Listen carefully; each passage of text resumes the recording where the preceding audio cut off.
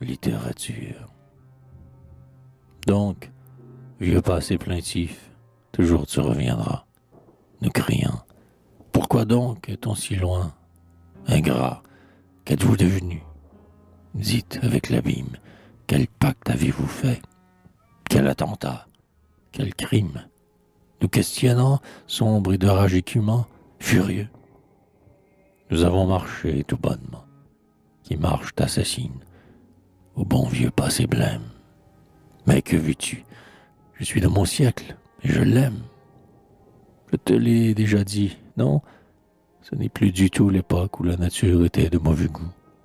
Au bourg, vieux jésuite, et le batteux, vieux cancre, lunettes au nez et plume au poing, barbouillet d'encre, le cygne au bec doré, le bois vert, le ciel bleu, où l'homme corrigeait le manuscrit de Dieu. Non, ce n'est plus le temps où le nôtre, à Versailles, raturait le buisson, la ronce, la broussaille. Siècle où l'on ne voyait dans les champs éperdus que des hommes poudrés sous des arbres tondus. Tout est en liberté maintenant. Sur sa nuque, l'arbre a plus de cheveux, l'homme a moins de perruque. La vieille idée est morte avec le vieux cerveau. La révolution est un monde nouveau. Notre oreille, en changeant, a changé la musique. Lorsque Fernand Cortés arriva au Mexique, il revint à la main pleine et du jeune univers, il rapporta de l'or. Nous rapportons des vers. Nous rapportons des chants mystérieux. Nous sommes d'autres yeux, d'autres fronts, d'autres cœurs, d'autres hommes. Braves pédants, calmez votre bon vieux courroux. Nous arrachons de l'âme humaine les verrous.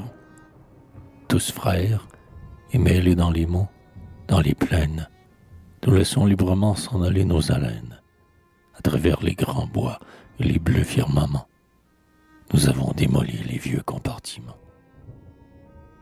Non, nous ne sommes plus ni paysans, ni nobles, ni lordeaux dans son pré, ni rustres en son vignoble, ni baron dans sa tour, ni reîtres à ses canons.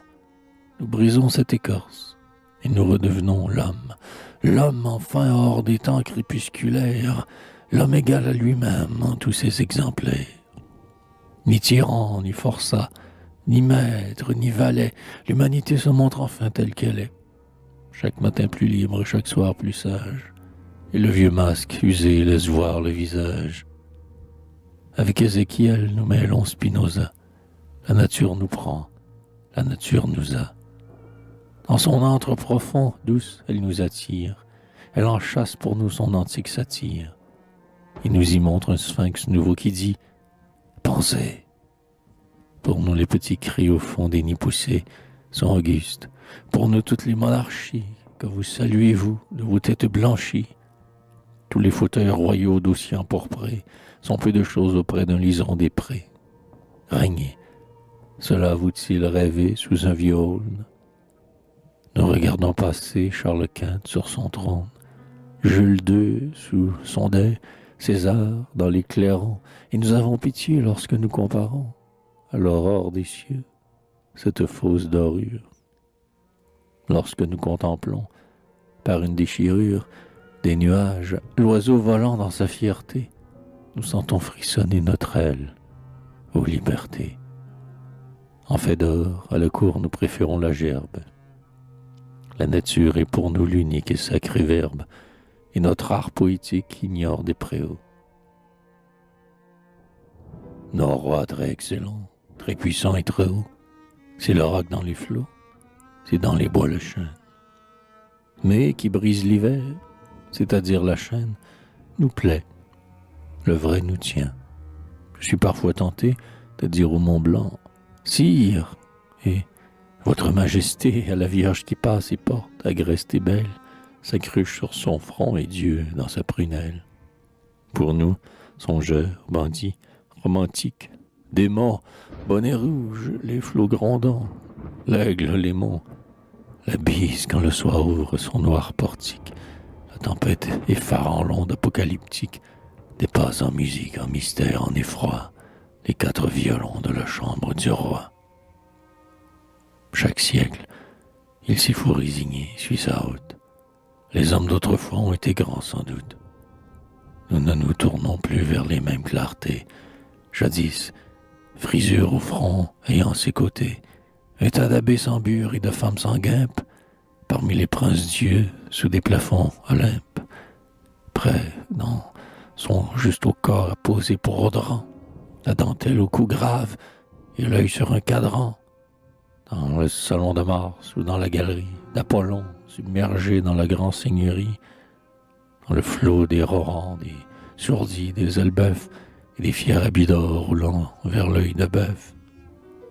Le poète, fut-il Corneille ou toi, Molière, tandis qu'en la chapelle ou bien dans la volière, les chanteurs accordaient le théorbe et le luth, et que Lully tremblant s'écriait « Gare à lutte ». Attendait qu'au milieu de la claire fanfare et des fronts inclinés apparus, comme un phare, le page au tonnelet de brocart d'argent fin, qui portait le bougeoir de Monsieur le Dauphin. Aujourd'hui, pour Versailles et pour Salon d'Hercule, ayant l'ombre et l'airain du rouge crépuscule, fauve et peu coudoyer de Guiche ou de Brissac, la face au vent, les poings dans un paletot sac, seul, dans l'immensité que l'ouragan secoue, il écoute le bruit que fait la sombre proue de la terre est pensif sur le blême horizon, à l'heure où, dans l'orchestre inquiet du buisson, de l'arbre et de la source, un frémissement passe, où le chêne chuchote et prend sa contrebasse. L'eau s'afflûte élevant son Stradivarius, il regarde monter l'effrayant Sirius. Pour la muse en panier, par d'or à réchauffer, c'est un orang-outan. Pour les bois, c'est Orphée. La nature lui dit, mon fils, ça m'a l'outrue au grand siècle, écrimieux, Cablancourt et Patru. Est-il féroce? Non.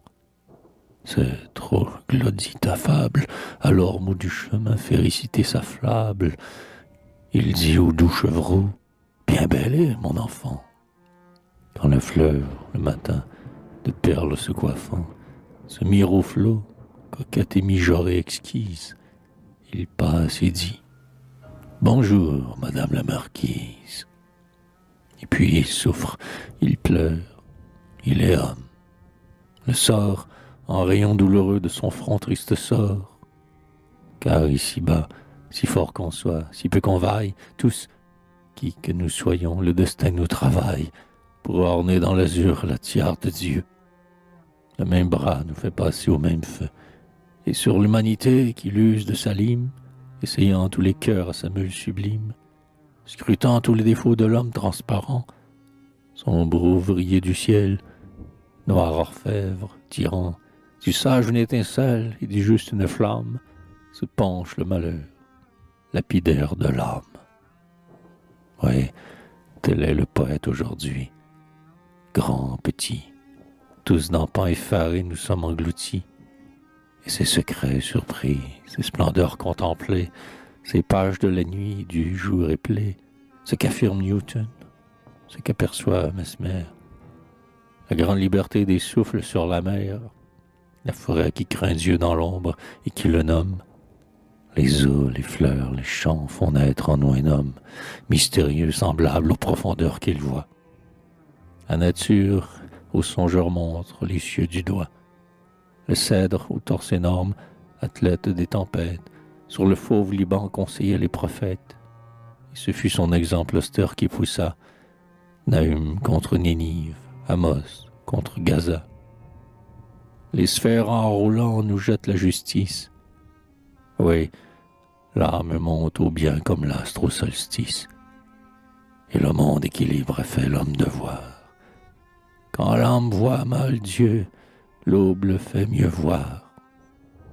La nuit, quand à qui l'on sonne de la trompette, ce qu'il dit, notre cœur frémissant le répète. Nous vivons libres, fiers, tressaillants, prosternés, éblouis du grand Dieu formidable, et tournés vers tous les idéals et vers tous les possibles, nous cueillons dans l'azur les roses invisibles. L'ombre est notre palais. Nous sommes commensaux de l'abeille, du jonc nourri par les ruisseaux, du papillon qui boit dans la fleur arrosée. aux armes, aux oiseaux disputent la rosée. Laissant le passé mort dans les siècles défunts, nous vivons de rayons, de soupirs, de parfums, et nous nous abreuvons de l'immense ambroisie, qu'Homère appelle amour et Platon poésie. Sous les branchages noirs du destin, nous errons, purs et graves, avec les souffles sur nos fronts. Notre adoration, notre autel, notre Louvre, c'est la vertu qui saigne ou le matin qui s'ouvre. Les grands levers auxquels nous ne manquons jamais, c'est Vénus démon noir blanchissant les sommets. C'est le lys fleurissant, chaste, charmant, sévère. C'est Jésus se dressant, pâle, sur le calvaire.